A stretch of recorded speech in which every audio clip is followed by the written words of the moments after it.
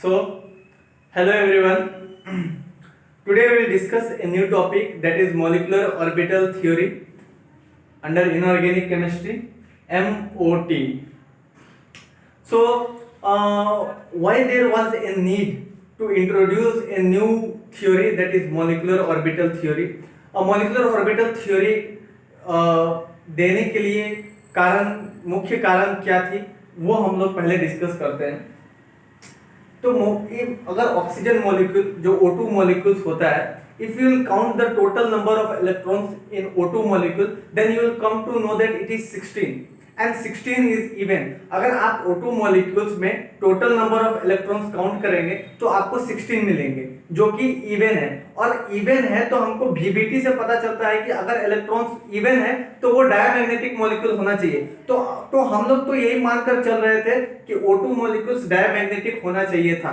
लेकिन जब हमने O2 मॉलिक्यूल्स को एक्सपेरिमेंटली मैग्नेटिक फील्ड में, एक्सटर्नल मैग्नेटिक फील्ड में रखा, जब हमने O2 मॉलिक्यूल्स को एक्सटर्नल मैग्नेटिक फील्ड में रखा, तो वो पार्शियली अट्रैक्ट हुआ. इसका मतलब O2 मॉलिक्यूल्स जो है वो पैरामैग्नेटिक कैरेक्टर शो कर रहा था. लेकिन VBT के अनुसार O2 मॉलिक्यूल्स के पास 16 इलेक्ट्रॉन्स है और वो पार्शियली और फीबली रिपेल्ड होना चाहिए in presence of external magnetic field, क्योंकि वो तो डायमैग्नेटिक मॉलिक्यूल्स की तरह एक्ट करेगा अगर हम VBT के हिसाब से सोचे तो डायमैग्नेटिक मॉलिक्यूल्स वो होता है जो एक्सटर्नल मैग्नेटिक फील्ड में पार्शियली और फीबली रिपेल हो, और पैरामैग्नेटिक मटेरियल वो होता है जो एक्सटर्नल मैग्नेटिक फील्ड में पार्शियली और फीबली अट्रैक्ट हो. तो VBT के अनुसार तो O2 मॉलिक्यूल्स को एक्सटर्नल मैग्नेटिक फील्ड में पार्शियली रिपेल्ड होना चाहिए. लेकिन जब हमने ये एक्सपेरिमेंट किया और O2 मॉलिक्यूल्स को एक्सटर्नल मैग्नेटिक फील्ड में रखा, तो वो पार्शियली रिपेल्ड नहीं, पार्शियली अट्रैक्ट हुआ. तो इसी कैरेक्टर को बताने के लिए O2 मॉलिक्यूल्स के पैरामैग्नेटिक कैरेक्टर को एक्सप्लेन करने के लिए मॉलिक्यूलर ऑर्बिटल्स थ्योरी की जरूरत पड़ी. अब ये O2 मॉलिक्यूल्स के तो इलेक्ट्रॉनिक कॉन्फ़िगरेशन दे सकता है, तो O2 मॉलिक्यूल्स के साथ साथ ये और भी मॉलिक्यूल्स के इलेक्ट्रॉनिक कॉन्फ़िगरेशन बताता है, जैसे B2, C2, N2, O2 of second period. It can show the electronic configuration of diatomic molecules of second period element. The diatomic molecules of second period. ठीक है. अब बात करते हैं मॉलिक्यूलर ऑर्बिटल्स बनते कैसे. मैं उसको एक्सप्लेन करने की कोशिश करता हूं. देखिए, हमारे पास दो एटम्स जो होते हैं, एटम्स के पास एटॉमिक ऑर्बिटल्स होते हैं. जैसे कि हमारा जो सबशेल है S, P, D, F, तो S के पास एक ऑर्बिटल है, P के पास 3 ऑर्बिटल है, D के पास 5 ऑर्बिटल है, F के पास 7 इलेक्ट्रॉन्स है. तो ये तो हुए उसके एटॉमिक ऑर्बिटल्स, जो S, P, D, F ये जो है एटॉमिक ऑर्बिटल्स है. तो जब दो एटॉमिक ऑर्बिटल्स कंबाइन करते हैं मॉलिक्यूल्स बनने के लिए, when two atomic orbitals of nearly same energy combine to form a molecules, then two new molecular orbitals are formed having different energies. Atoms के पास एटॉमिक ऑर्बिटल्स होते हैं, मॉलिक्यूल्स में atomic orbitals नहीं होता है. मॉलिक्यूल्स में एटॉमिक ऑर्बिटल्स जब combine करते हैं तो उसमें मॉलिक्यूल्स में मॉलिक्यूलर ऑर्बिटल्स बन जाते हैं. जैसे कि मैं ये बताने की कोशिश कर रहा हूं, अगर दो हाइड्रोजन है, उनको मिलकर एक हाइड्रोजन मॉलिक्यूल बनाना है, तो हाइड्रोजन के पास तो एटॉमिक ऑर्बिटल है, लेकिन हाइड्रोजन मॉलिक्यूल के पास एटॉमिक ऑर्बिटल्स नहीं होंगे, उसके पास मॉलिक्यूलर ऑर्बिटल्स होंगे. और मॉलिक्यूलर ऑर्बिटल्स में एक की एनर्जी ज्यादा होगी, एक की एनर्जी कम होगी. तो मैं फिर से ये बात बताने की कोशिश कर रहा हूं, when two atomic orbitals, जितने एटॉमिक ऑर्बिटल्स कंबाइन करेंगे उतने मॉलिक्यूलर ऑर्बिटल्स, उतने नए मॉलिक्यूलर ऑर्बिटल्स बनेंगे. अगर दो एटॉमिक ऑर्बिटल्स कंबाइन करते हैं तो दो मॉलिक्यूलर ऑर्बिटल्स बनेंगे. इसका मतलब जितने एटॉमिक ऑर्बिटल्स कंबाइन करेंगे उतने मॉलिक्यूलर ऑर्बिटल्स बनेंगे. एटॉमिक ऑर्बिटल्स, कौन से एटॉमिक ऑर्बिटल्स कंबाइन करेंगे? Same energy, nearly same energy. जैसे अगर हम हाइड्रोजन की बात करें, ये है हमारा हाइड्रोजन एटम, ये है हमारा हाइड्रोजन एटम और ये है हमारा हाइड्रोजन एटम. इसके पास एटॉमिक ऑर्बिटल्स होंगे 1s 1s, ये हुए इसके एटॉमिक ऑर्बिटल. लेकिन जब ये कंबाइन करेंगे जब दो हाइड्रोजन कंबाइन करेगा मॉलिक्यूल बनने के लिए, तो हाइड्रोजन मॉलिक्यूल्स में एटॉमिक ऑर्बिटल्स नहीं होंगे, उसमें मॉलिक्यूलर ऑर्बिटल्स बनेगा। और मॉलिक्यूलर ऑर्बिटल्स कैसे बनेगा, एक के पास ज्यादा एनर्जी होगी, एक के पास कम एनर्जी होगी, मतलब रीडिस्ट्रीब्यूशन ऑफ एनर्जी होगा। लेकिन आप उनकी एनर्जी को जोड़ोगे, एटॉमिक ऑर्बिटल्स से तुलना करोगे तो जोड़कर तो बराबर ही आएगी। एटॉमिक ऑर्बिटल्स की जितनी एनर्जी थी मॉलिक्यूलर ऑर्बिटल्स की भी उतनी ही एनर्जी होगी, लेकिन एक की ज्यादा होगी और एक की कम होगी, मतलब redistribution of energy will take place. तो मॉलिक्यूलर ऑर्बिटल्स कैसे बनेंगे, when two atomic orbitals of nearly same energy when combined, then two new molecular orbitals will be formed of with different energies। जिसकी एनर्जी ज्यादा होगी उसको, जिसकी energy ज्यादा होगी मॉलिक्यूलर ऑर्बिटल्स में, उसको हम लोग बोलेंगे एंटी बॉन्डिंग मॉलिक्यूलर ऑर्बिटल, और जिस मॉलिक्यूलर ऑर्बिटल्स की एनर्जी कम होगी उसको बोलेंगे हम लोग बॉन्डिंग मॉलिक्यूलर ऑर्बिटल्स। मैं फिर से एक्सप्लेन करता हूं, I will try to explain once again. जब दो एटॉमिक ऑर्बिटल्स कंबाइन करेंगे, दो एटॉमिक ऑर्बिटल्स, कौन से दो एटॉमिक ऑर्बिटल्स कंबाइन करेंगे, सेम एनर्जी वाले। जैसे कि हाइड्रोजन में क्या हुआ, 1s कंबाइन किया, तो इन दोनों की एनर्जी नियरली सेम है, नियरली सेम, 1s तो सेम होनी चाहिए, ऑफ कोर्स सेम होनी चाहिए, लेकिन दो अलग अलग एटम्स की, इसलिए मैं बोल रहा हूं नियरली सेम होनी चाहिए। तो हाइड्रोजन की 1s, हाइड्रोजन की 1s, इन दोनों की एनर्जी नियरली सेम है। अब ये दोनों कंबाइन करेंगे और जब हाइड्रोजन मॉलिक्यूल्स बनेंगे तो इनकी यहाँ हाइड्रोजन मॉलिक्यूल्स में दो अलग मॉलिक्यूलर ऑर्बिटल्स बन जाएंगे। जिस मॉलिक्यूलर ऑर्बिटल की एनर्जी ज्यादा होगी उसको हम लोग बोलेंगे एंटी बॉन्डिंग मॉलिक्यूलर ऑर्बिटल, और जिस मॉलिक्यूलर ऑर्बिटल की एनर्जी कम होगी उसको बोलेंगे bonding molecular orbital. Bonding molecular orbital is formed by the constructive interference of the wave function, and anti bonding molecular orbital is formed by the destructive interference of the wave function.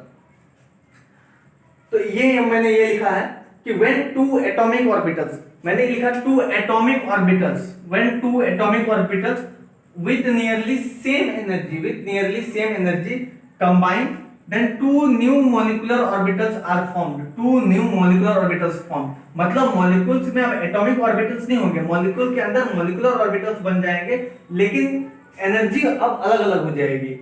Atoms जो combine कर रहे थे atomic orbitals, उनकी energy लगभग same थी, लेकिन जब molecules बनेंगे तो अब ये और ये एटॉमिक ऑर्बिटल्स नहीं होंगे, ये और ये मॉलिक्यूलर ऑर्बिटल्स बन जाएंगे। एक की एनर्जी ज्यादा होगी, एक की एनर्जी कम होगी।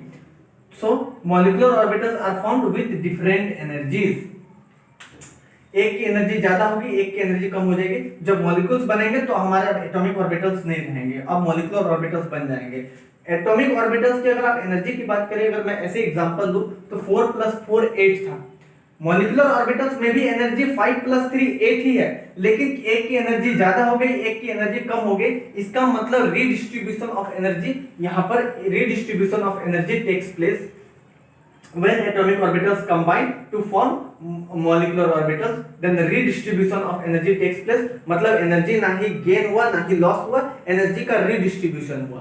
तो ये हुआ, इसको हम लोग बोलेंगे, जिसकी एनर्जी कम है उसको हम लोग बोलेंगे बॉन्डिंग मॉलिक्यूलर ऑर्बिटल, और जिसकी एनर्जी ज्यादा है उसको हम लोग बोलेंगे एंटी बॉन्डिंग मॉलिक्यूलर ऑर्बिटल।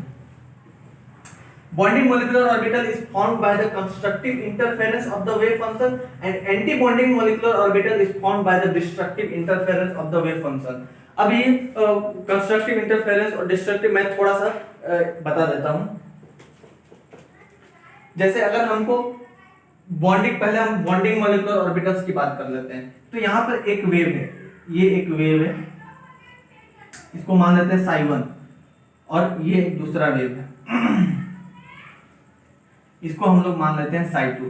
तो जब इन दोनों की कंस्ट्रक्टिव इंटरफेरेंस मतलब इन दोनों का एडिशन होगा, तो इसमें अब ये दोनों कंस्ट्रक्टिव इंटरफेरेंस करने के बाद एक नया वेव बनाएंगे जो कि हमारा बॉन्डिंग मॉलिक्यूलर ऑर्बिटल होगा, जिसकी एनर्जी कम होगी। तो ये बनकर हमारा ये बन जाएगा, ये दोनों वेव मिलकर एक नया वेव बनाएंगे, ये हो जाएगा हमारा बॉन्डिंग मॉलिक्यूलर ऑर्बिटल। इसकी एनर्जी कम है, ये ग्राफ एनर्जी को शो नहीं कर रहा है, ये ग्राफ एम्पलीट्यूड को शो कर रहा है। इसकी एम्पलीट्यूड ज्यादा, मतलब यहाँ पर इलेक्ट्रॉन्स की प्रोबेबिलिटी, इलेक्ट्रॉन्स की पाए जाने की प्रोबेबिलिटी यहाँ पर ज्यादा है बॉन्डिंग मॉलिक्यूलर ऑर्बिटल्स में, लेकिन इसकी एनर्जी कम है, इसलिए ये ज्यादा स्टेबल है। So it is bonding molecular orbital. bonding molecular orbital having minimum energy, that's why it is stable. So this is formed by the constructive interference of the wave function psi1 plus psi2. Bonding molecular orbital is formed by the constructive interference of the wave function. अब अगर आपको anti bonding molecular orbital की बात करें तो यहाँ पर क्या हो जाएगा, डिस्ट्रक्टिव इंटरफेरेंस से हमको एंटी बॉन्डिंग मोलिकुलर ऑर्बिटल्स बनेगा. डिस्ट्रक्टिव इंटरफेरेंस कब होगा, जब इन दोनों में जब हमारा माइनस का साइन लगेगा तब हमारा डिस्ट्रक्टिव इंटरफेरेंस होगा. डिस्ट्रक्टिव इंटरफेरेंस में क्या होगा कि जो हमारे जो वेव थे वो दोनों, चलिए वो डिस्कस नहीं करते हैं ऐसे. तो अब फिर डिस्ट्रक्टिव इंटरफेरेंस में हमारा psi1 माइनस psi2, और यहाँ पर जो एम्पलीट्यूड है वो कम हो जाएगी. एम्पलीट्यूड कम हो जाएगी.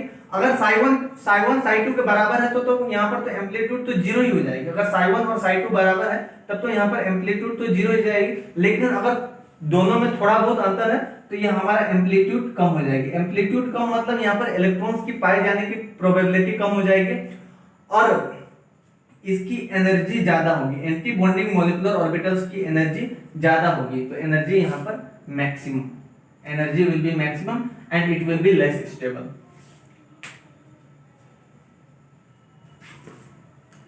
ठीक है, यहां तक समझ में आया. अब हम लोग बात करेंगे मॉलिक्यूलर ऑर्बिटल्स होते कैसे हैं. देखिए एटॉमिक ऑर्बिटल्स तो होते हैं s p d f, तो ये तो हुए 1s 2s, ये सब हुए एटॉमिक ऑर्बिटल्स. मॉलिक्यूलर ऑर्बिटल्स कैसे होते हैं, मॉलिक्यूलर ऑर्बिटल्स होता है हमारा सिग्मा पाई. ये जो होता है ना सिग्मा पाई, जैसे आप थोड़ा बहुत अगर आपको आइडिया हो तो sigma 1s, sigma star 1s, sigma 2s, sigma star 2s, तो ये हुए मॉलिक्यूलर ऑर्बिटल्स.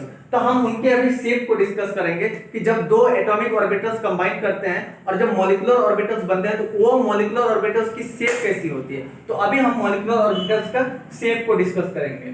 ठीक है, मैं इसको रब कर देता हूं और मॉलिक्यूलर ऑर्बिटल्स को ड्रॉ भी कर देता हूं. ठीक है,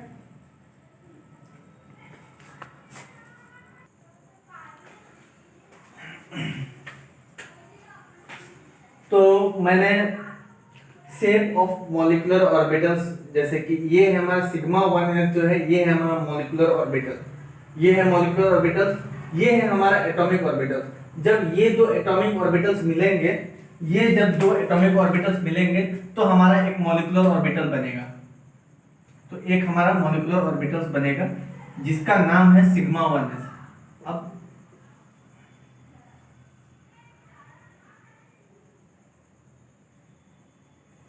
ये बनेगा हमारा मॉलिक्यूलर ऑर्बिटल. जब दो हमारे एटॉमिक ऑर्बिटल्स मिले तो एक तो हमारा कितना, दो मॉलिक्यूलर ऑर्बिटल्स बनेगा.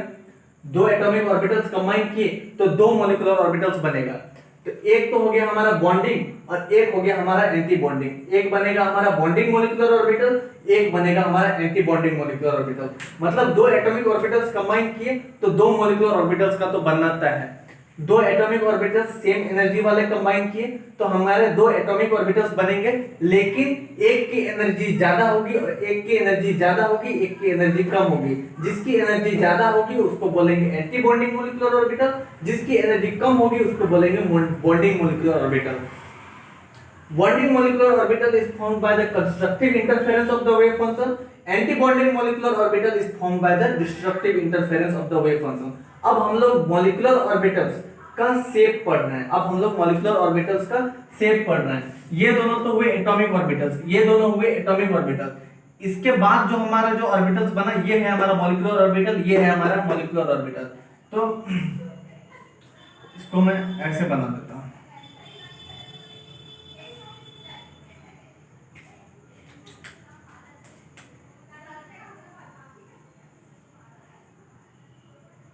ऐसे ही होता है.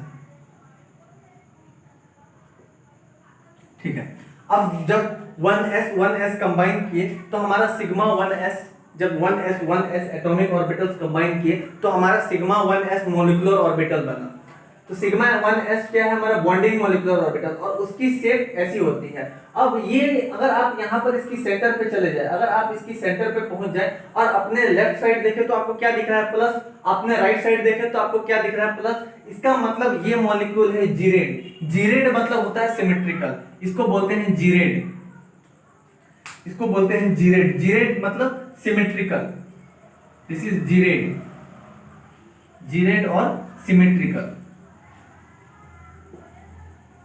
सो सिग्मा 1s और bonding molecular orbital is geared that is symmetrical. अब हमको दो एटॉमिक ऑर्बिटल्स कंबाइन किए तो दो मॉलिक्यूलर ऑर्बिटल्स बनना है। एक तो हो गया हमारा sigma 1s that is bonding molecular orbital having lower energy and is formed by the constructive interference of the wave function and it is geared means symmetrical. So bonding molecular orbital sigma 1s is geared. Now let's come to anti-bonding molecular orbital. Since two atomic orbitals had participated, two molecular orbitals had to be formed. One is bonding and other is anti-bonding. Now let's see anti-bonding molecular orbitals. अब anti-bonding molecular orbitals का अगर हम shape discuss करें, ये तो है हमारा atomic orbital. अब हम ये है हमारा एटॉमिक ऑर्बिटल। अब हम इसकी मॉलिक्यूलर ऑर्बिटल का शेप डिस्कस करें तो ये ऐसा होता है। अब इसका नाम क्या होता है वो पता नहीं, ये ऐसा ही होता है। तो ये है हमारा मॉलिक्यूलर ऑर्बिटल्स। अब molecular orbital anti bonding molecular orbitals की बात करें तो ये है हमारा नोड। नोड मतलब नोड ऐसा पॉइंट होता है जहां पर इलेक्ट्रॉन्स की पाए जाने की प्रोबेबिलिटी जीरो होती है, कम नहीं होती है, जीरो होती है। तो ये है हमारा नोड और ये है हमारा नोडल प्लेन।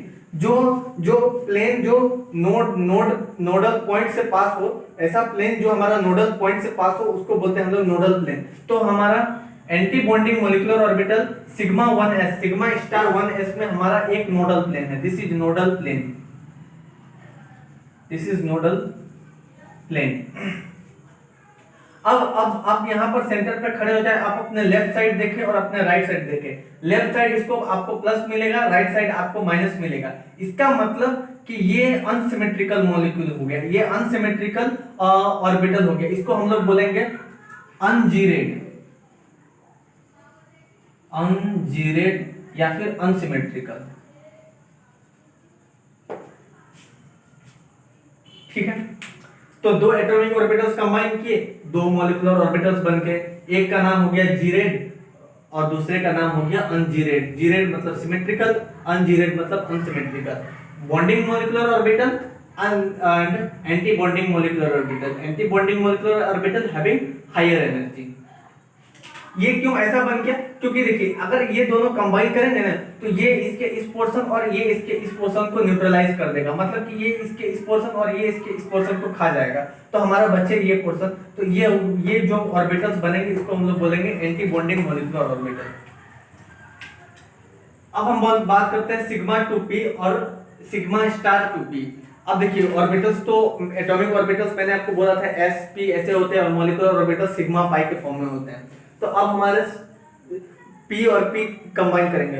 अब जो p को एक्चुअली बॉन्ड बनाते हैं वो सिग्मा बॉन्ड बनता है, स्ट्रॉन्ग बॉन्ड बनता है। और जब p कोलेटरल ओवरलैप करता है तो हमारा पाई बॉन्ड बनता है जो कि वीक होता है।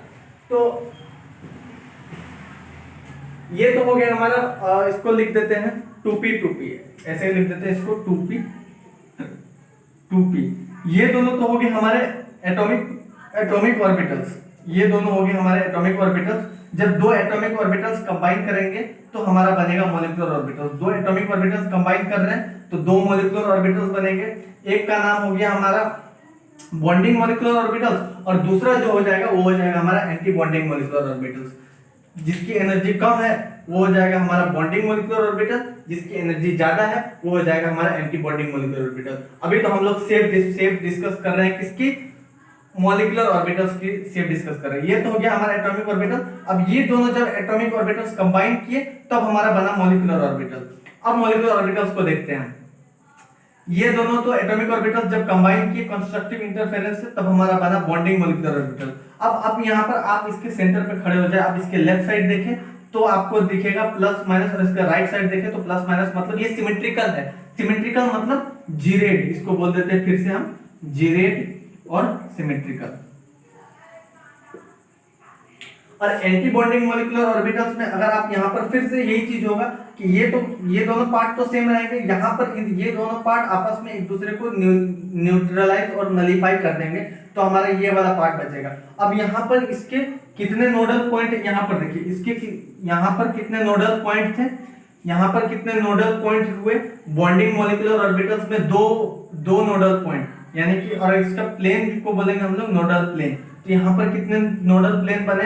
Bonding molecular orbital sigma 2p में दो दो दो नोडल प्लेन बने, और anti bonding molecular orbitals sigma 2p में कितने नोडल प्लेन बने? तो ये एक नोडल पॉइंट, दो नोडल पॉइंट, तीन नोडल पॉइंट। तो यहाँ पर जो बनेंगे plane, the plane which passes through the nodal point is called nodal plane। तो हमारा जो anti bonding molecular orbital sigma 2p है या फिर सिग्मा p है, वो हो जाएगा हमारा, उसमें तीन नोडल प्लेन हो जाएंगे। ठीक है, bonding molecular orbital sigma 2p या सिग्मा p में दो नोडल प्लेन हो जाएंगे, two nodal plane will be there in bonding molecular orbital, atomic orbitals नहीं, मॉलिक्यूलर ऑर्बिटल्स। दो नोडल प्लेन पाए जाएंगे मॉलिक्यूलर ऑर्बिटल्स। किसके मॉलिक्यूलर ऑर्बिटल्स में? Bonding molecular orbitals sigma p के, और तीन नोडल प्लेन पाए जाएंगे किसमें? Anti bonding molecular orbitals. किसके मॉलिक्यूलर ऑर्बिटल्स में? सिग्मा 2p के। ठीक है, ये तो हो गया हमारा सिग्मा का स्ट्रक्चर। अब हम लोग डिस्कस करेंगे पाई का स्ट्रक्चर, पाई मॉलिक्यूलर ऑर्बिटल्स का स्ट्रक्चर।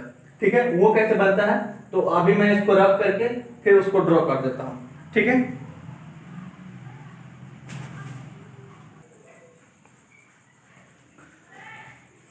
तो मैंने मॉलिक्यूलर ऑर्बिटल्स का शेप को लिख दिया है पाई के लिए, पाई मॉलिक्यूलर ऑर्बिटल्स के लिए। अब डिस्कस करते हैं इसको।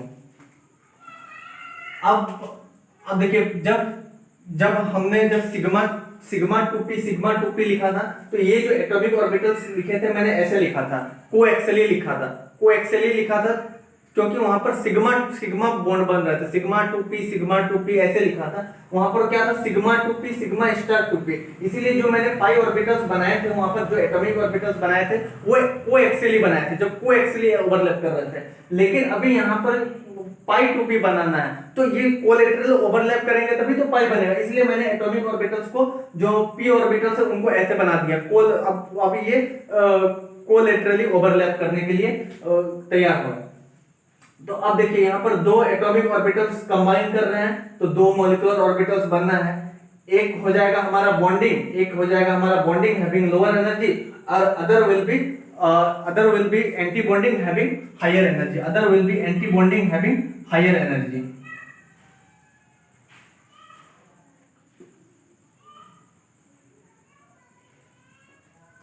ये मैं एंटी बॉन्डिंग वाला ये बना दूं, ये एंटी बॉन्डिंग मॉलिक्यूलर ऑर्बिटल, ये तो एटॉमिक ऑर्बिटल्स है। ये जो बना मॉलिक्यूल्स बनने के बाद, ये दोनों है मॉलिक्यूलर ऑर्बिटल्स।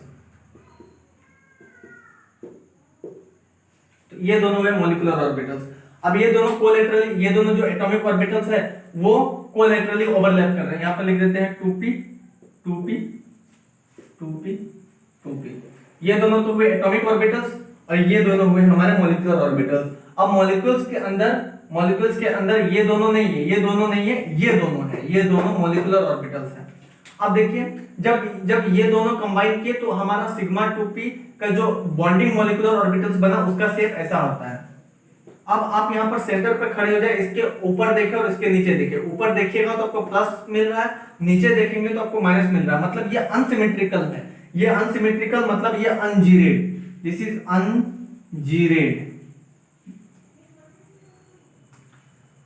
अनजीरेड और अनसिमेट्रिकल,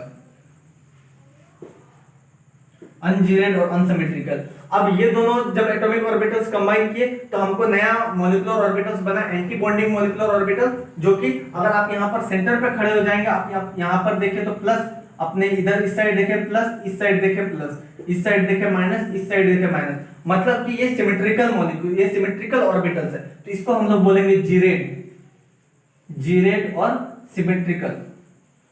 सिमेट्रिकल मॉलिक्यूलर ऑर्बिटल। ठीक है, मैं इसको समरी में ऐसे लिख देता हूं, समरी में ऐसे आप शॉर्ट में अगर आप याद करना चाहें तो आप ऐसे याद कर सकते हैं। कैसे कि जो हमारे जो सिग्मा जो पार्टिसिपेट किए थे, जब हमारे sigma 1s, sigma 1s, sigma 1s, sigma 1s जब पार्टिसिपेट किए थे तो हमको मिला था जो मॉलिक्यूलर ऑर्बिटल्स मिला था, तो वो मिला था हमारा जी रेड। जी रेड कब मिला था? Bonding molecular orbitals. तो मैं इसको ऐसे लिख दूं, ऐसे लिख दूं, बॉन्डिंग मॉलिक्यूलर ऑर्बिटल और anti bonding molecular orbital, anti bonding molecular orbital. अब जब सिग्मा 1s कंबाइन किए थे, sigma 1s plus sigma 1s, तो बॉन्डिंग मॉलिक्यूलर ऑर्बिटल्स में हमको क्या मिला था? जी रेड, अगर आप याद कर पा रहे हो तो। और एंटी बॉन्डिंग मॉलिक्यूलर ऑर्बिटल में अनजीरेड। ठीक, सिग्मा 2p जब कंबाइन किया था तो हमको बॉन्डिंग मॉलिक्यूलर ऑर्बिटल्स में क्या मिल रहा था? जी रेड और सिमेट्रिकल। और एंटी बॉन्डिंग मॉलिक्यूलर ऑर्बिटल्स में क्या मिल रहे थे हमको? अनजीरेड। लेकिन अब पाई में क्या हुआ? पाई में केसेस उल्टा हो गया।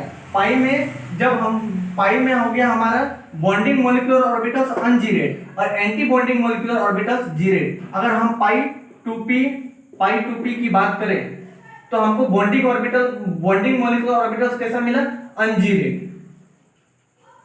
अनजीरेड और एंटी बॉन्डिंग मॉलिक्यूलर ऑर्बिटल्स हमको कैसा मिला? जीरेड।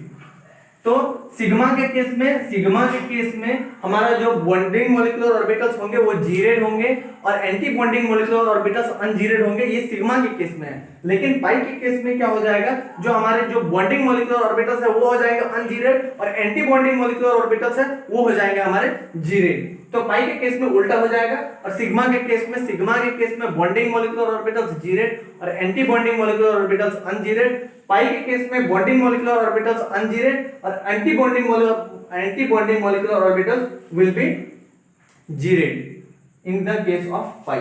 ठीक है, आप इसको ऐसे शॉर्ट में याद कर सकते हैं। अब हम लोग पढ़ेंगे कॉन्फ़िगरेशन, जो कि सबसे ज्यादा इंपॉर्टेंट है। ये सब चीज तो इंट्रोडक्शन था। अब है हमारा जो मेन क्वेश्चंस आते हैं वो होते हैं हमारे कॉन्फ़िगरेशन से।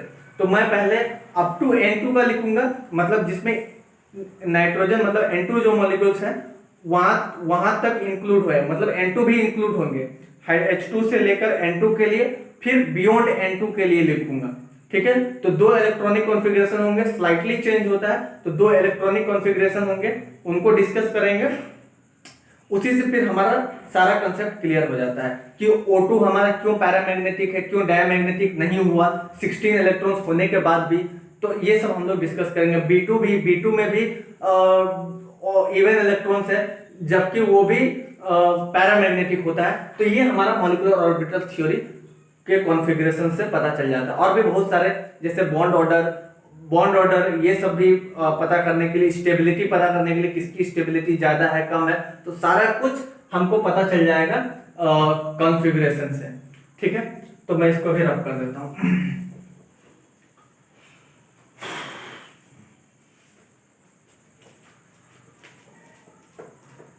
अब है इलेक्ट्रॉनिक कॉन्फ़िगरेशन लिखने से पहले अब जो इलेक्ट्रॉन्स अब हम लोग लिख रहे हैं, अब हम लोग एटॉमिक ऑर्बिटल्स में नहीं लिख रहे हैं, अब हम लोग मॉलिक्यूलर ऑर्बिटल्स में इलेक्ट्रॉन्स को प्लेस कर रहे हैं। मॉलिक्यूलर ऑर्बिटल्स में हम लोग इलेक्ट्रॉन्स को रखेंगे।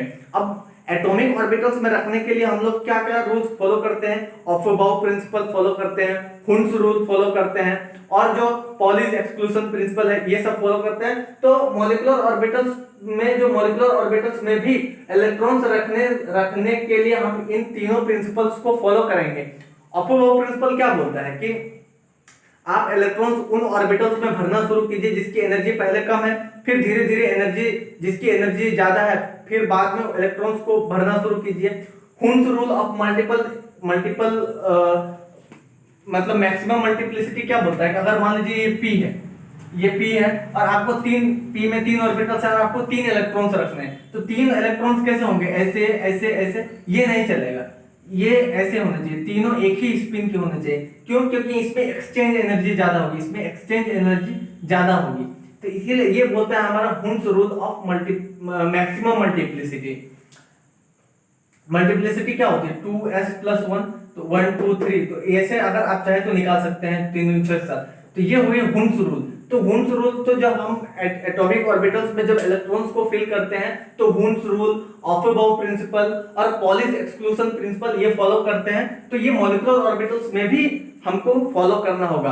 पॉलिश एक्सक्लूजन प्रिंसिपल क्या बोलता है कि कोई भी दो इलेक्ट्रॉन्स की चारों क्वांटम नंबर, जो चारों, जो एक तो क्वांटम नंबर और फिर स्पिन मैग्नेटिक और बाकी जितने सारे जो 4 पॉइंट्स है वो कोई भी इलेक्ट्रॉन्स की सेम नहीं होने चाहिए। मतलब कहीं ना कहीं एक पॉइंट पर तो डिफरेंस होना ही चाहिए। अगर सारे एक सब शेल में है, एक ही मतलब एक ही n में, n मतलब क्या हो गया, ये होता है n l। तो n मतलब क्या हो गया कि वो किस सेल में है। n मतलब हो गया किस सेल में है, मतलब फर्स्ट सेल में है, k सेल में है, l सेल में है। तो ये हो गया हमारा n। l हो गया हमारा सब सेल कि s में है, p में है, d में है। इसके बाद m हो गया हमारा ऑर्बिटल, वो s में एक ऑर्बिटल होते हैं, p में 3 ऑर्बिटल्स होते हैं। और फिर लास्ट में आता है हमारा स्पिन मैग्नेटिक मोमेंट। तो वो सब हम अभी डिस्कस नहीं कर रहे हैं, आपको वो सब अच्छे से पता होगा। तो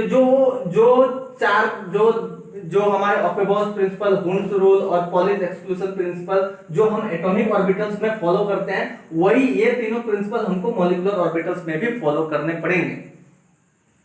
ठीक है, तो अब मैं इलेक्ट्रॉनिक कॉन्फ़िगरेशन लिखता हूं मॉलिक्यूलर ऑर्बिटल्स के लिए अप टू n2 के लिए लिखता हूं। ठीक है,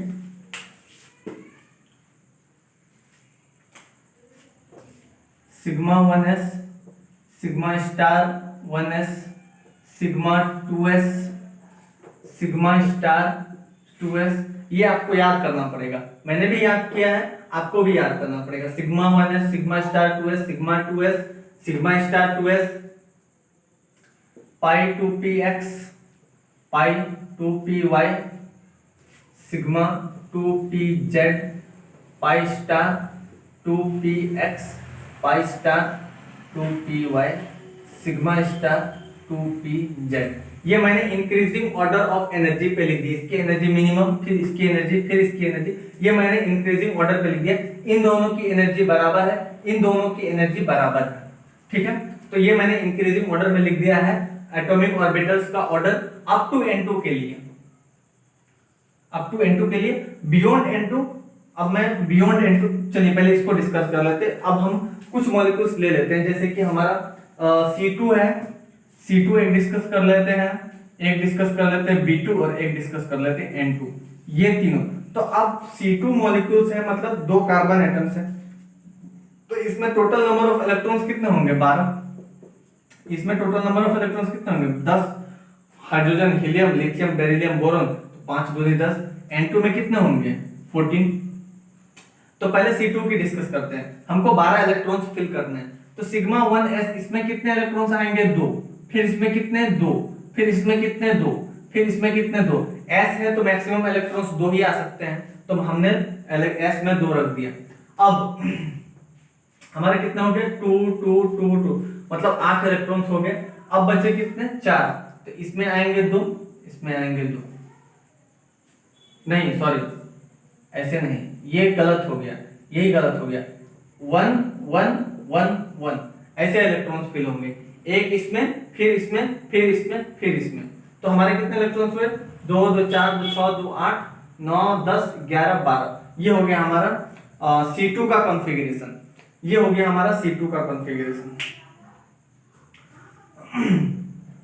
अब बॉन्ड ऑर्डर की अगर हम बात करें तो बॉन्ड ऑर्डर हमारा क्या होता है, बॉन्ड ऑर्डर होता है मतलब actually number of bonds. Bond order होता है number of bonds, total number of bonds कितने हैं C2 में। तो ये बॉन्ड ऑर्डर बताता है। बॉन्ड ऑर्डर क्या होता है, total bonding electrons minus anti bonding electrons upon 2।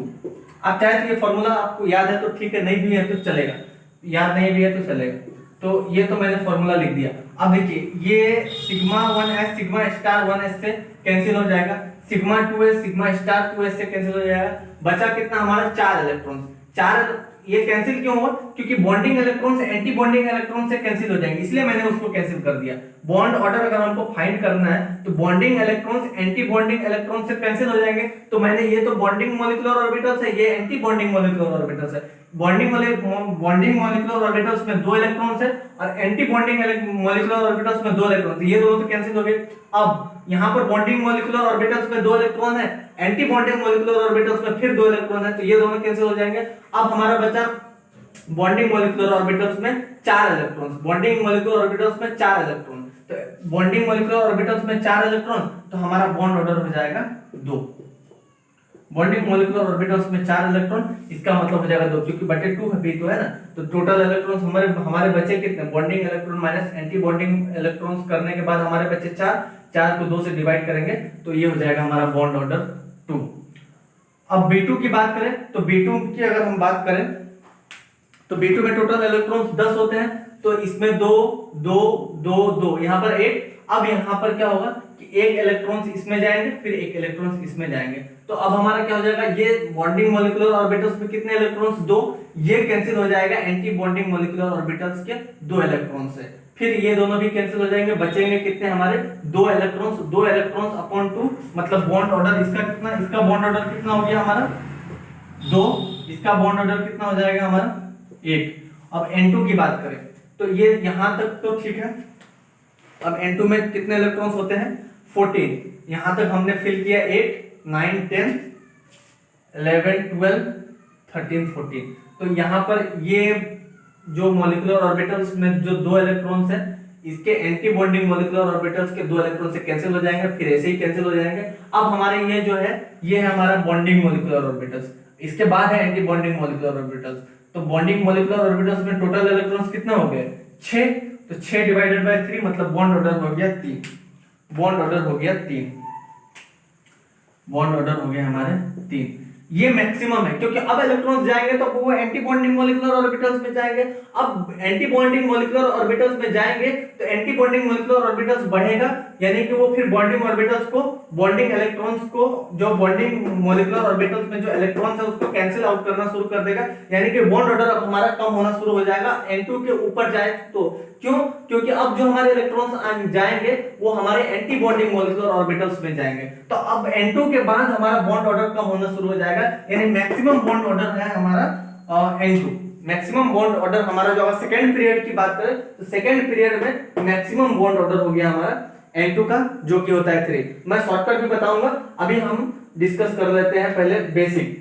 अब हमने N2 का डिस्कस कर लिया, अप टू N2 के लिए हमने ये डिस्कस कर लिया मॉलिक्यूलर ऑर्बिटल्स का इंक्रीजिंग ऑर्डर ऑफ एनर्जी में हमने इसको अरेंज कर दिया मॉलिक्यूलर ऑर्बिटल्स को। अब हम लोग बात करते हैं बियॉन्ड N2। बियॉन्ड N2 अब हम लोग मॉलिक्यूलर ऑर्बिटल्स को इंक्रीजिंग ऑर्डर ऑफ एनर्जी पे लिख देते हैं यहाँ पर, ठीक है। मैं इसको रब कर देता हूँ फिर लिख देता हूँ।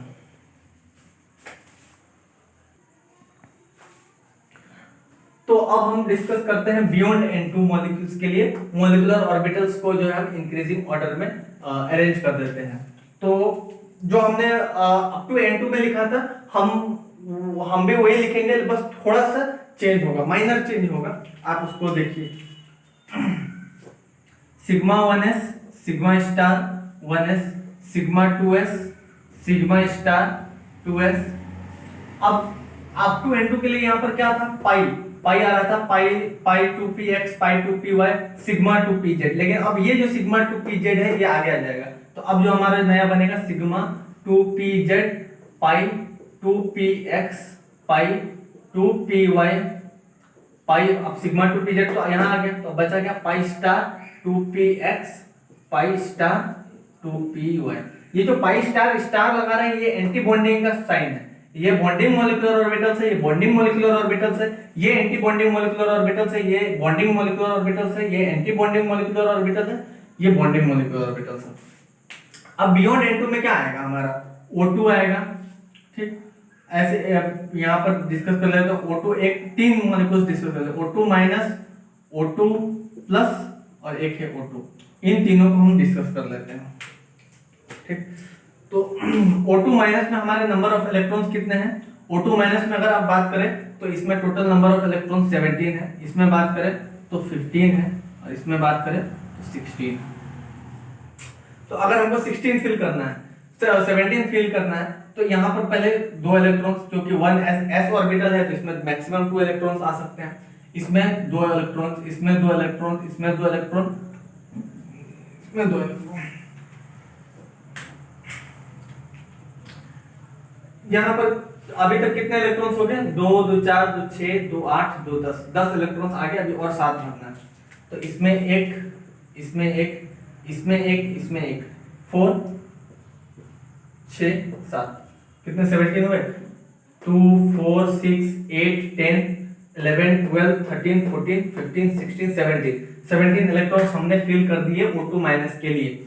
अब हमको बॉन्ड ऑर्डर फाइंड करना है। तो बॉन्ड ऑर्डर क्या होता है? बॉन्ड ऑर्डर हमने डिस्कस किया था, bonding electrons, bonding electrons minus anti bonding electrons upon 2। ये हो गया हमारा बॉन्ड ऑर्डर। बॉन्ड ऑर्डर मतलब क्या होता है कि टोटल नंबर ऑफ बॉन्ड्स कितने बन रहे हैं दो एटम्स के बीच में। अगर आप याद करें तो C2 जो था हमारा, C2 के लिए डिस्कस किया था हमने, B2 के लिए डिस्कस किया था और N2 के लिए डिस्कस किया था। वहां पर थोड़ा सा एक पॉइंट मिस हो गया, मैं यहाँ पर आपको बता देता हूँ। जैसे N2 है, तो N2 के लिए हमको बॉन्ड ऑर्डर कितना मिला था? मैक्सिमम मिला था वो 3 मिला था। C2 के लिए कितना मिला था? वो हमको मिला था 2, बॉन्ड ऑर्डर 2। और B2 के लिए हमको मिला था बॉन्ड ऑर्डर 1।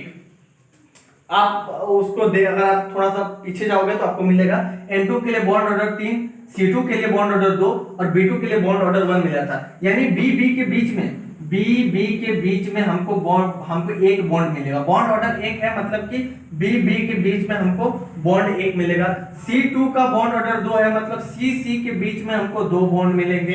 N2 का बॉन्ड ऑर्डर 3 है, मतलब N के बीच में हमको 3 बॉन्ड मिलेंगे। यही होता है बॉन्ड ऑर्डर का मतलब। अब अगर हम बात करें N2 का, अगर हम बात करें तो N2 में एक तो हो गया हमारा सिग्मा बॉन्ड, ये हो गया सिग्मा बॉन्ड, और ये दो जो बचे ये दोनों हो गए हमारे पाई बॉन्ड।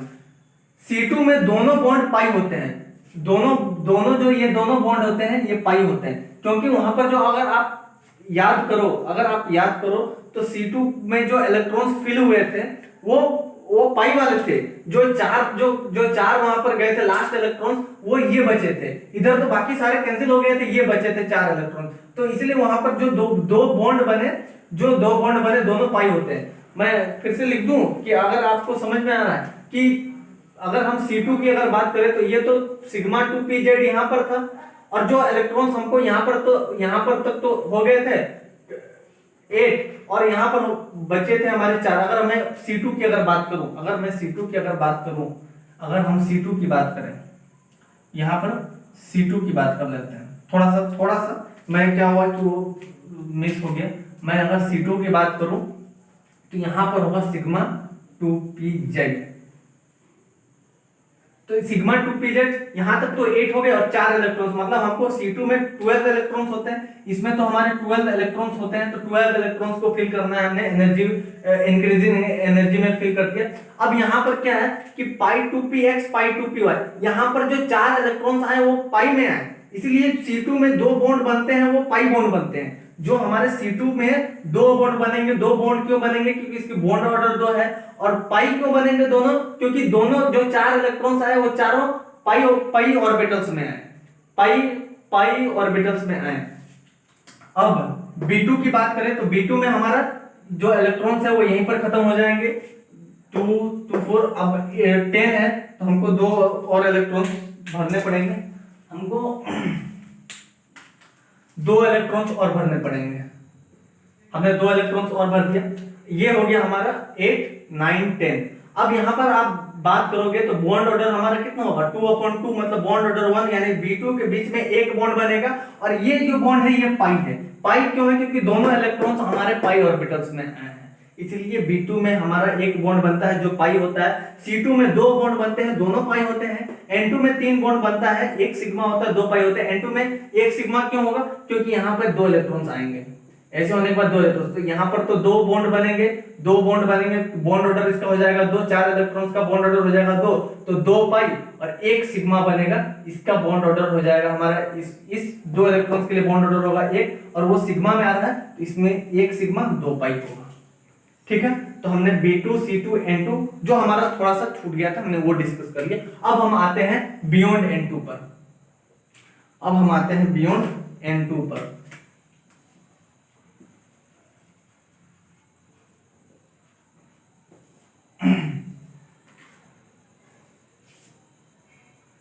सिग्मा 2pz आगे आ जाएगा, सिग्मा 2pz, ठीक है। अब हम लोग बात करते हैं 17 के लिए। तो 17 O2 माइनस में 17 इलेक्ट्रॉन्स है, तो 2 4 6 8 10 11 12 13 14 15 16 17। तो ये बॉन्डिंग जो दो इलेक्ट्रॉन्स जो हमारे बॉन्डिंग मॉलिक्यूलर ऑर्बिटल्स में वो कैंसिल हो जाएंगे हमारे दो एंटी बॉन्डिंग मॉलिक्यूलर ऑर्बिटल्स के इलेक्ट्रॉन से। वैसे ही ये दोनों भी कैंसिल हो जाएंगे। कैंसिल क्यों हो रहे हैं? क्योंकि bonding electrons anti bonding electron से माइनस हो जाता है। बाद में जो बॉन्डिंग इलेक्ट्रॉन्स जो बचते हैं उसको हम 2 से डिवाइड करते हैं, तब हमको मिलता है बॉन्ड ऑर्डर। तो अब ये तो सब तो बॉन्डिंग इलेक्ट्रॉन्स है, तो हमारे बॉन्डिंग इलेक्ट्रॉन्स कितने हैं? 2 4 6, और ये हो गए हमारे anti bonding molecular orbitals. Anti bonding molecular orbitals में हमको कितने इलेक्ट्रॉन्स मिले? 3, और यहाँ पर कितने थे? 6 6 माइनस 3 3, यानी बॉन्ड ऑर्डर हो गया हमारा 3/2।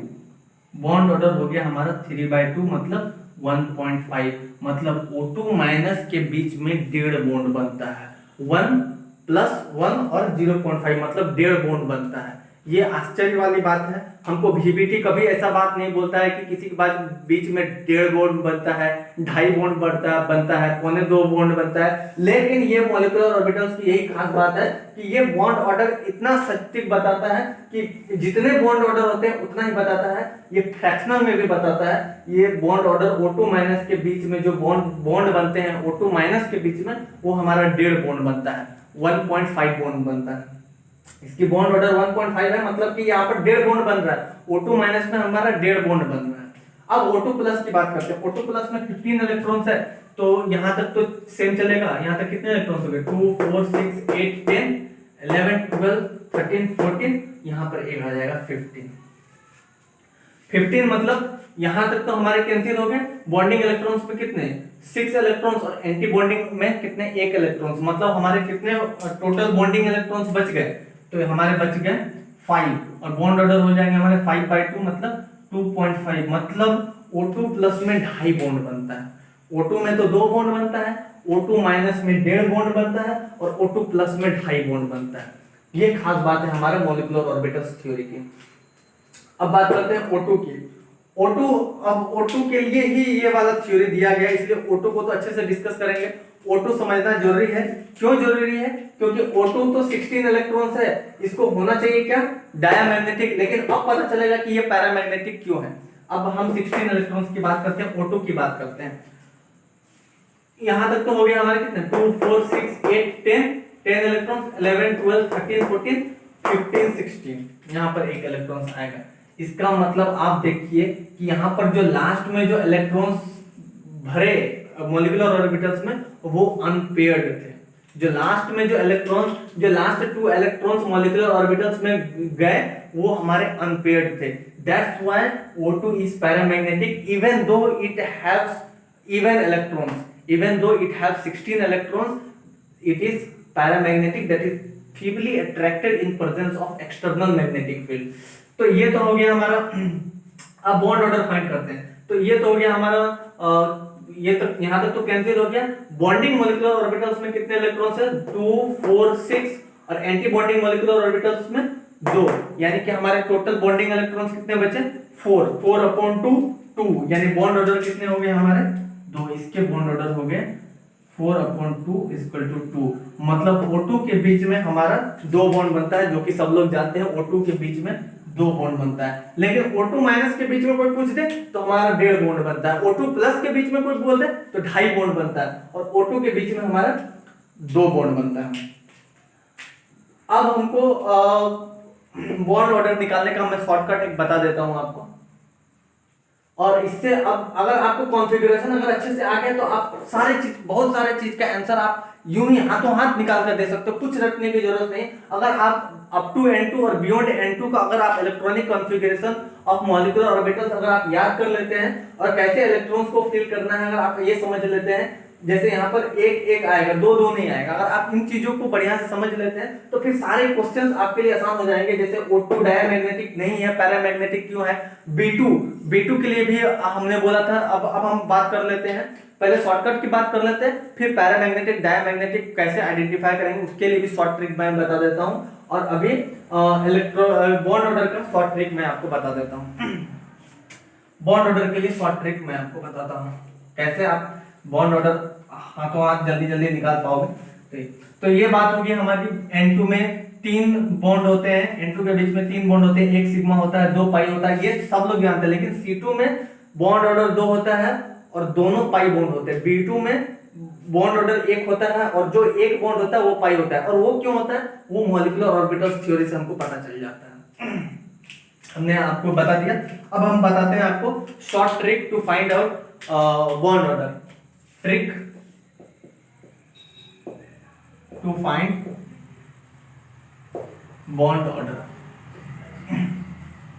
मैं यहां लिख देता हूं 14, 14, 13, 12, 11, 10, ये हो गया 15, 16, 17, 18।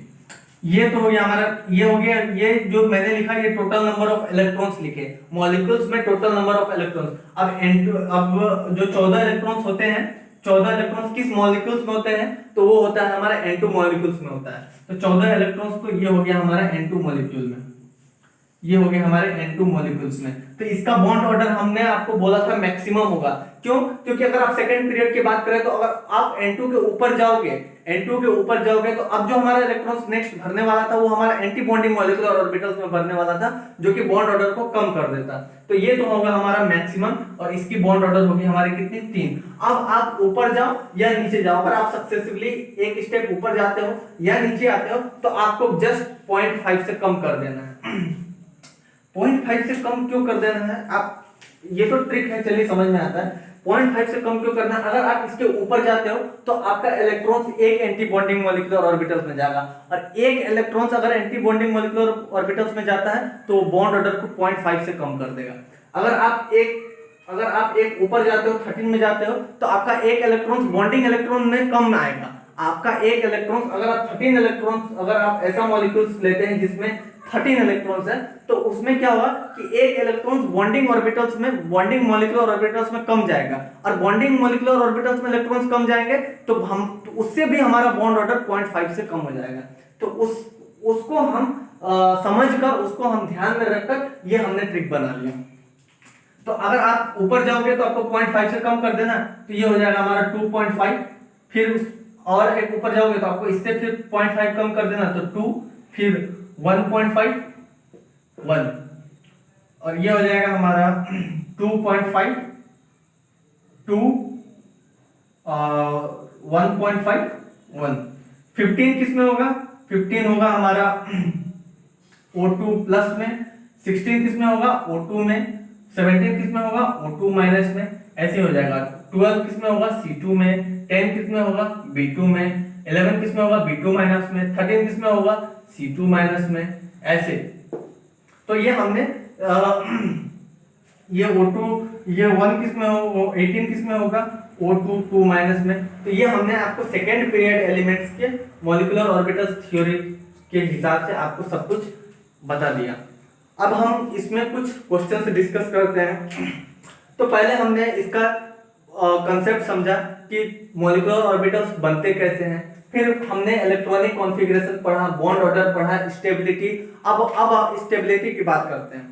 स्टेबिलिटी जिसकी, अब देखिए, जिसकी बॉन्ड ज्यादा होगी, जिसकी बॉन्ड ज्यादा होगी वो ज्यादा स्टेबल होगा। जो जिससे जितना स्ट्रॉन्ग बॉन्ड बनाएगा और जितना ज्यादा बॉन्ड बनाएगा वो उतना ही ज्यादा स्टेबल होगा। ज्यादा बॉन्ड कब बनाएगा, जब उसकी बॉन्ड ऑर्डर ज्यादा होगी। इसका मतलब जिस भी मॉलिक्यूल्स की बॉन्ड ऑर्डर ज्यादा होगी वो ज्यादा स्टेबल होगा। ठीक है, तो उसके रिलेटेड भी हम लोग क्वेश्चंस कर लेते हैं। तो हमने मोटा मोटी बहुत सारा चीज डिस्कस कर लिया, अब हम लोग कुछ क्वेश्चंस डिस्कस करते हैं। ठीक है, मैं इसको रब कर देता हूं।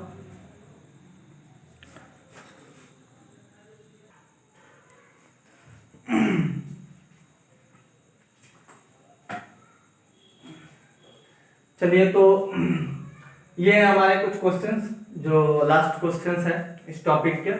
इसके बाद हम इस चैप्टर को वाइंड अप कर देंगे, मतलब इस टॉपिक को वाइंड अप कर देंगे। तो कुछ क्वेश्चंस मैंने लिख दिया आपके लिए। Find electronic configuration, magnetic character and bond order. तो मैग्नेटिक कैरेक्टर के लिए पहले आपको ये बताना है कि पैरामैग्नेटिक है, डायमैग्नेटिक है। तो इसके लिए भी मैं आपको शॉर्टकट बता देता हूँ कि देखिए, अगर ऑड इलेक्ट्रॉन्स है, अगर कोई भी मॉलिक्यूल्स में अगर ऑड इलेक्ट्रॉन्स है, जैसे 7, 9, 11, अगर ऑड इलेक्ट्रॉन्स है तो वो 100% पैरामैग्नेटिक होगा। अगर किसी मॉलिक्यूल्स में if any molecule having odd number of electrons then it will be 100% paramagnetic। लेकिन अगर किसी में even electrons है तो वो जरूरी नहीं है कि वो diamagnetic होगा। There are some cases where the number of electrons is even, but even though it is not diamagnetic, it is paramagnetic। अब देखिए फिर से मैं बताता हूँ कि अगर किसी मॉलिक्यूल्स में अगर टोटल नंबर ऑफ इलेक्ट्रॉन्स अगर ऑड है तो वो हमारा पैरामैग्नेटिक होगा, ये कंफर्म है।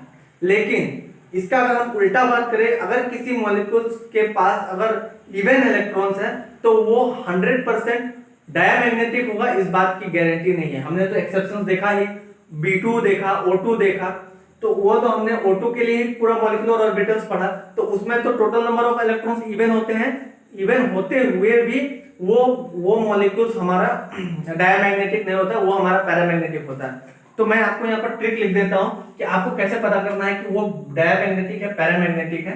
तो मैग्नेटिक कैरेक्टर के लिए मैं आपको लिख देता हूँ ट्रिक फॉर मैग्नेटिक कैरेक्टर। अगर किसी मॉलिक्यूल्स में टोटल नंबर ऑफ इलेक्ट्रॉन्स अगर ऑड है, अगर किसी मॉलिक्यूल्स में total number of electrons odd है तो वो हो जाएगा हमारा पैरामैग्नेटिक। पैरामैग्नेटिक अगर किसी में अगर इवन है तो होना चाहिए तो हमारा डायमैग्नेटिक। लेकिन एक्सेप्शंस हैं, इसके 3 एक्सेप्शंस आप याद रखेंगे। बॉस में total number of electrons even होता है, लेकिन बॉस तो बॉस होता है, इसीलिए वो total number of electrons even रखते हुए भी वो हमारा डायमैग्नेटिक नहीं होकर पैरामैग्नेटिक होता है। यानी कि बॉस में हमारा total number of electrons even होते हैं, इवन होते हुए भी बॉस जो होता है वो पैरामैग्नेटिक होता है। तो exception is boss means B2O2 S2। हमने B2O2 तो देखा ही, S2 भी पैरामैग्नेटिक होता है। These are paramagnetic.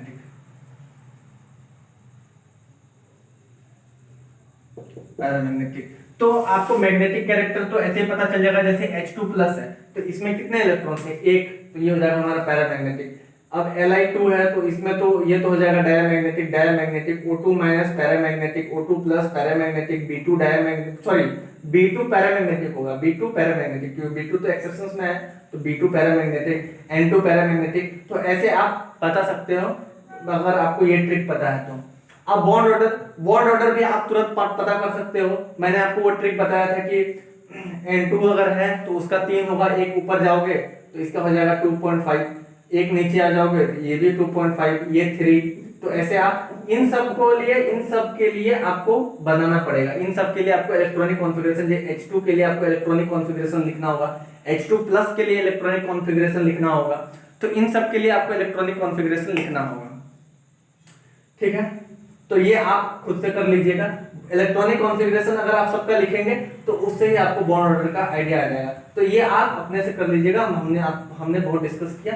अब हम इन क्वेश्चंस को देखते हैं, ट्रू और फॉल्स को डिस्कस करते हैं, ठीक है। मैं अब इनको रब कर देता हूं। अब मैं ट्रू और फॉल्स, ये लास्ट हमारा क्वेश्चन है मॉलिक्यूलर ऑर्बिटल्स थ्योरी का, इसके बाद खत्म हो जाएगा।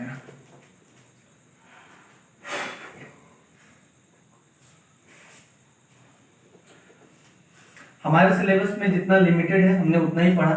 ये तो बहुत फास्ट टॉपिक है, लेकिन हमने अब हम लोग ये लास्ट क्वेश्चंस देखते हैं ट्रू और फॉल्स का। अब यहाँ पर बोला है बॉन्डिंग इलेक्ट्रॉन्स किसका ज्यादा, हमको क्वेश्चंस में ये बोल रहा है कि बॉन्डिंग इलेक्ट्रॉन्स O2 का ज्यादा होता है N2 से। तो पहले आप ये सोचिए कि अब आप अगर कॉम्पिटिटिव एग्जाम्स दे रहे हैं तो आप पूरा कॉन्फ़िगरेशन लिख कर आंसर नहीं दे पाओगे, उतना टाइम नहीं रहता है। तो आपको ये सोचना है कि बॉन्डिंग इलेक्ट्रॉन, अब बॉन्डिंग इलेक्ट्रॉन जहां ज्यादा होंगे वहां पर बॉन्ड, अब आपको बॉन्डिंग इलेक्ट्रॉन्स को बॉन्ड ऑर्डर से रिलेट करना है कि अगर अगर बॉन्ड ऑर्डर ज्यादा है तो वहां पर बॉन्डिंग इलेक्ट्रॉन्स भी तो ज्यादा होंगे। तो यहाँ पर आपको देखिए बॉन्डिंग इलेक्ट्रॉन्स बोला है O2 और N2 में। अगर मैं आपको कॉन्फ़िगरेशन थोड़ी देर के लिए अगर लिख दूं O2 का और यहाँ पर N2 का, मैं अगर लिख दूं sigma 1s sigma star 1s sigma 2s sigma star 2s पाई 2px पाई 2py सिग्मा 2pz, तो 2 2 2 2 2 4 6 8 9 10 11 12 13 14। तो इसमें अगर आप बॉन्डिंग इलेक्ट्रॉन्स काउंट करोगे तो हमारे कितने हुए, 2 2 4 5 6 7 8 9 10 10 बॉन्डिंग इलेक्ट्रॉन्स हुए, इसमें हुए 10। और अगर हम O2 की बात करें तो sigma 1s sigma star 1s sigma 2s sigma star 2s sigma star 2s sigma 2pz पाई 2px पाई 2py pi star 2px pi star 2py। ठीक, तो अगर O2 में बात करें तो 16 इलेक्ट्रॉन्स होते हैं, इसको फिल करना है हमको 2 4 6 8 10 11 12 13 14 15 16। तो हमारे इसमें बॉन्डिंग इलेक्ट्रॉन्स कितने हुए, 2 4 6 7 8 9 10, मतलब इसमें भी बॉन्डिंग इलेक्ट्रॉन्स 10 ही हुए। यानी O2 और N2 में हमारे जो बॉन्डिंग इलेक्ट्रॉन्स हैं, बॉन्डिंग इलेक्ट्रॉन्स ये हमारे सेम है। तो ये वाला तो स्टेटमेंट हो गया फॉल्स, तो मैं इसको लिख देता हूं फॉल्स। फॉल्स। अब हम डिस्कस करते हैं, हमको बोला गया है कि O2 और O2 प्लस में एंटी बॉन्डिंग इलेक्ट्रॉन्स जो है वो O2 में ज्यादा होता है, एंटी बॉन्डिंग इलेक्ट्रॉन्स हमारे O2 में ज्यादा होता है। तो O2 के लिए तो हमने डिस्कस कर लिया ये, और O2 प्लस में क्या होगा कि एक जो लास्ट इलेक्ट्रॉन है ये कम भरेगा, यानी O2 में एंटी बॉन्डिंग इलेक्ट्रॉन्स ज्यादा होते हैं O2 प्लस से, बिल्कुल सही बात है। O2 में एंटी बॉन्डिंग इलेक्ट्रॉन्स ज्यादा होते हैं। O2 में एंटी बॉन्डिंग इलेक्ट्रॉन्स कितने हो जाएंगे, 2 4 6 2 4 5 6 हो जाएंगे हमारे एंटी बॉन्डिंग इलेक्ट्रॉन्स। इसमें कितने हो जाएंगे, 6 हो जाएंगे हमारे एंटी बॉन्डिंग इलेक्ट्रॉन्स। और O2 प्लस में कितने हो जाएंगे, 5। O2 प्लस में कितने हो जाएंगे, O2 प्लस में हो जाएंगे हमारे 5। तो ये बात तो हमारा सही निकला है, दिस इज ट्रू। अब O2 प्लस और O2 माइनस, हमको क्वेश्चन बोल रहा है कि बॉन्ड ऑर्डर O2 प्लस का ज्यादा होता है O2 माइनस से, जो कि हमको ट्रिक से ही पता चल गया कि N2 का तो 3 होता है और O2 प्लस उसके नीचे आता है, मतलब इसमें 15 इलेक्ट्रॉन्स है, N2 में 14 इलेक्ट्रॉन्स होते हैं और O2 प्लस में 15 इलेक्ट्रॉन्स होते हैं। इसका बॉन्ड ऑर्डर कितना हो जाएगा, इसका बॉन्ड ऑर्डर हो जाएगा 2.5, और O2 माइनस मतलब 17 इलेक्ट्रॉन्स है, तो 14 के बाद 15 16 17, मतलब हमको 14 ये तो हो गया 14, इसके बाद 15 16 17 ये हो गया 3 2.5 2 1.5, तो इसका हो गया हमारा 1.5। तो बॉन्ड ऑर्डर हमारा O2 प्लस का ज्यादा होता है O2 माइनस से, ये बात भी बिल्कुल सही है, इसको हम ट्रू लिख देते हैं। अब स्टेबिलिटी जो है O2 माइनस, और स्टेबिलिटी हमको कैसे पता चलेगा, स्टेबिलिटी बॉन्ड ऑर्डर से पता चलेगा। बॉन्ड ऑर्डर अगर आपका ज्यादा है तो आपकी स्टेबिलिटी भी ज्यादा है। अगर बॉन्ड ऑर्डर जीरो हो गया, जैसे हमारा Be2 बेरिलियम जो है, तो hydrogen helium lithium beryllium two Be2 की अगर हम बात करें तो उसमें टोटल नंबर ऑफ इलेक्ट्रॉन्स कितने हो जाएंगे, 8। तो वो कैसे भरेगा, 2 4 6 8 यहां तक भरेगा। इसका बॉन्ड ऑर्डर फाइंड कीजिए, इससे ये कट गया, इससे ये कट गया, मतलब total number of bonding electrons और एंटी बॉन्डिंग इलेक्ट्रॉन्स आपस में कट गए, तो बॉन्ड ऑर्डर हो गया 0, यानी कि Be2 do not exist. Why, because it's bond order is 0। Beryllium जो होता है वो Be2 एग्जिस्ट नहीं करता है, क्यों, क्योंकि उसकी बॉन्ड ऑर्डर 0 हो जाती है। तो बॉन्ड ऑर्डर ज्यादा होगी तो उसकी स्टेबिलिटी ज्यादा होगी, बॉन्ड ऑर्डर कम होगी तो उसकी स्टेबिलिटी कम होगी, और बॉन्ड ऑर्डर 0 हो गया तो वो एग्जिस्ट ही नहीं करेगा। जैसे Be2 हमारा एग्जिस्ट नहीं कर पाता है क्योंकि उसकी बॉन्ड ऑर्डर ही 0 हो जाती है। अब यहाँ पर स्टेबिलिटी की बात की, तो स्टेबिलिटी को हम लोग बॉन्ड ऑर्डर से सोचेंगे। तो बॉन्ड ऑर्डर से कैसे सोचेंगे कि O2 माइनस और O2 प्लस में हमने देखा कि O2 प्लस का बॉन्ड ऑर्डर कितना होता है, 1.5, बॉन्ड ऑर्डर इसकी होती है 1.5 और इसका होता है हमारा O2 माइनस का कितना होता है, सॉरी 1.5, तो O2 का O2 प्लस का होता है 2.5 और O2 माइनस का होता है 1.5। ये बात तो गलत होगी ना, क्योंकि स्टेबिलिटी अगर बॉन्ड ऑर्डर इसकी ज्यादा है तो इसकी भी स्टेबिलिटी भी ज्यादा होनी चाहिए। Stability of O2 plus should be higher than stability of O2 minus, because bond order of O2 is 2.5 which is higher than bond order of O2 minus that is 1.5। तो ये बात तो हमारी गलत होगी, तो मैं इसको यहाँ पर फॉल्स कर देता हूँ। अब हमारा बोला है आईपी। आईपी मतलब होता है आयोनाइजेशन पोटेंशियल। आयोनाइजेशन पोटेंशियल मतलब कोई भी हमको एटम या मॉलिक्यूल से अगर आउटर मोस्ट वाला इलेक्ट्रॉन्स अगर बाहर निकालना है तो उसके लिए हमको एनर्जी देना पड़ता है। और ये क्या होता है, उसका उल्टा होता है कि अगर आपको इलेक्ट्रॉन्स आउटर सेल में अगर आपको घुसाने हैं उस एटम या मॉलिक्यूल्स में, तो जो एनर्जी रिलीज होती है वो होती है हमारे ये। तो हमको यहाँ पर पूछा है आईपी। आईपी मतलब हमको एनर्जी देना है ताकि उस एटम या मॉलिक्यूल से आउटर मोस्ट वाला जो इलेक्ट्रॉन्स है वो बाहर आ जाए। तो हमको कितना एनर्जी देना पड़े उसको हम लोग बोलते हैं IP, that is ionization potential. अब हमको बोला है O2 का ज्यादा होता है O से।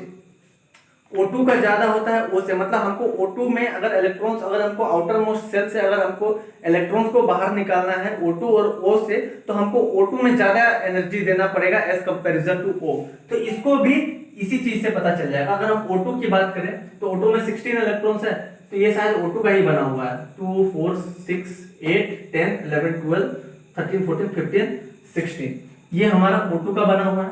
अब O2 में अगर आपको इलेक्ट्रॉन्स निकालना है तो ये हमारे कहां से आता है, anti bonding electron, anti bonding orbital से हमारा ये, अगर आपको एक इलेक्ट्रॉन निकालना है तो हमारा एंटी बॉन्डिंग ऑर्बिटल से आएगा। एंटी बॉन्डिंग ऑर्बिटल्स में इलेक्ट्रॉन हाईली अनस्टेबल होते हैं। वो कोई भी इलेक्ट्रॉन एंटी बॉन्डिंग ऑर्बिटल में नहीं रहना चाहेगा। क्यों नहीं रहना चाहेगा, क्योंकि एंटी बॉन्डिंग मॉलिक्यूलर ऑर्बिटल्स की एनर्जी ज्यादा होती है, वो डिस्ट्रक्टिव इंटरफेरेंस से मिलकर बना होता है। तो electrons anti bonding molecular orbitals में बहुत ही अनस्टेबल होता है। तो हमको अगर इलेक्ट्रॉन्स को बाहर निकालना है एंटी बॉन्डिंग मॉलिक्यूलर ऑर्बिटल्स में, तो कम एनर्जी में ही इलेक्ट्रॉन्स बाहर आ जाएगा एंटी बॉन्डिंग मॉलिक्यूलर ऑर्बिटल्स में। लेकिन अगर यही इलेक्ट्रॉन्स बॉन्डिंग मॉलिक्यूलर ऑर्बिटल्स में अगर है तो वो इलेक्ट्रॉन्स हाईली स्टेबल होगा। और अगर आपको इलेक्ट्रॉन्स बॉन्डिंग मॉलिक्यूलर ऑर्बिटल से निकालना है तो आपको बहुत ज्यादा एनर्जी देना होगा। अब हम लोग बात करते हैं O से। O की अगर हम बात करें तो ये तो हमारा बियॉन्ड N2 है, तो ये हमको ऐसे चलना पड़ेगा। अब ऑक्सीजन में कितने इलेक्ट्रॉन्स है, 8 2 4 6 8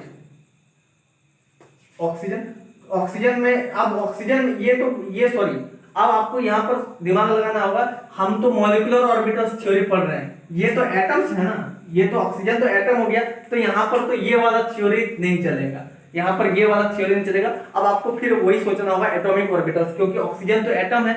अगर यहाँ पर आप इसको ये वाला चीज नहीं लगा सकते, क्यों, क्योंकि ऑक्सीजन एटम है और हम यहाँ पर पढ़ रहे हैं मॉलिक्यूलर ऑर्बिटल्स। तो यहाँ पर आपको फिर वहां पर एटॉमिक ऑर्बिटल से ही सोचना होगा। तो मैं यहाँ पर एटॉमिक ऑर्बिटल से कैसे सोचूंगा, ऑक्सीजन के पास 8 इलेक्ट्रॉन्स है, तो मैं इसका कॉन्फ़िगरेशन कैसे लिखूंगा, 1s2 2s2 2p3 क्यों 2 4 बचा कितना 4, तो 2p4 हो जाएगा। तो ये हो जाएगा। अब यहाँ पर इलेक्ट्रॉन्स हमारे कहां से निकल रहे हैं, P से, और यहाँ पर निकल रहे हैं हमारे एंटी बॉन्डिंग इलेक्ट्रॉन से। तो हमारा Ip जो है O2 का कम होना चाहिए। हमको energy anti bonding molecular orbital से अगर आपको इलेक्ट्रॉन्स बाहर निकालने हैं तो आपको एनर्जी कम देनी पड़ेगी, लेकिन यहाँ पर ये उल्टा बात बोल रहा है। तो आपको ये बात समझ में आ गई कि यहाँ पर हमने ऑक्सीजन के लिए ये क्यों नहीं लगाया, क्योंकि ऑक्सीजन तो एटम है, तो उसके लिए ये मॉलिक्यूलर ऑर्बिटल थ्योरी अप्लाई नहीं होगी। तो ये वाला स्टेटमेंट तो गलत हो गया, तो मैं इसको फॉल्स लिख देता हूं। अब H2 माइनस और H2 प्लस की स्टेबिलिटी, अब मैंने आपको बोला था कि स्टेबिलिटी के लिए आप बॉन्ड ऑर्डर का सहायता लें। तो अगर आप H2 माइनस और H2 प्लस दोनों के देखोगे तो आपको बॉन्ड ऑर्डर सेम मिलेगी। जैसे कि मैं आपको यहाँ पर N2 से बताता हूँ, N2, क्योंकि ये H2 N2 तो बियॉन्ड N2 वाले ही आएंगे, तो यहाँ से आपको beyond N2 up to N2 वाले कॉन्फ़िगरेशन से ही बनेंगे H2 माइनस और H2 प्लस। तो मैं अप टू N2 वाले से लेता हूँ, sigma 1s sigma star 1s sigma 2s sigma star 2s, बाकी आगे भी चलेंगे लेकिन उतना दूर तक तो जरूरत ही नहीं पड़ेगी। H2 माइनस में कितने इलेक्ट्रॉन्स है, 3, तो इसमें 2 जाएंगे, इसमें 1 जाएंगे। H2 प्लस की बात करें तो H2 प्लस में एक इलेक्ट्रॉन। अगर आप H2 माइनस की बॉन्ड ऑर्डर अगर फाइंड करें तो इसमें बॉन्डिंग इलेक्ट्रॉन्स कितने हुए 2, एंटी बॉन्डिंग इलेक्ट्रॉन्स कितने हुए 1, तो 2 माइनस 1 1 अपॉन 2, मतलब इसकी बॉन्ड ऑर्डर होगी हमारी 0.5, इसकी बॉन्ड ऑर्डर होगी 0.5। और इसमें बॉन्डिंग इलेक्ट्रॉन्स में बॉन्डिंग मॉलिक्यूलर ऑर्बिटल्स में इलेक्ट्रॉन्स कितने हैं 1, और एंटी बॉन्डिंग में तो कोई है ही नहीं, तो 1/2 इसकी भी बॉन्ड ऑर्डर होगी हमारी 0.5। अब दोनों की बॉन्ड ऑर्डर बराबर हो गई, तो अब हम स्टेबिलिटी कैसे देखें। अब आपको स्टेबिलिटी इस ऐसे सोचना है कि जिस मॉलिक्यूल्स में एंटी बॉन्डिंग मॉलिक्यूलर ऑर्बिटल्स में एंटी बॉन्डिंग मॉलिक्यूलर ऑर्बिटल में इलेक्ट्रॉन ज्यादा है, जिस मॉलिक्यूल्स में एंटी बॉन्डिंग मॉलिक्यूलर ऑर्बिटल्स में इलेक्ट्रॉन ज्यादा है उसकी एनर्जी कम हो जाए, उसकी स्टेबिलिटी कम हो जाएगी अगर दोनों की बॉन्ड ऑर्डर सेम आ रही है। अगर दोनों को बॉन्ड ऑर्डर, अगर मान लीजिए इसका बॉन्ड ऑर्डर 1 आता है, इसका 0.5 आता, तो इसकी स्टेबिलिटी ज्यादा होती है, इसकी स्टेबिलिटी कम होती।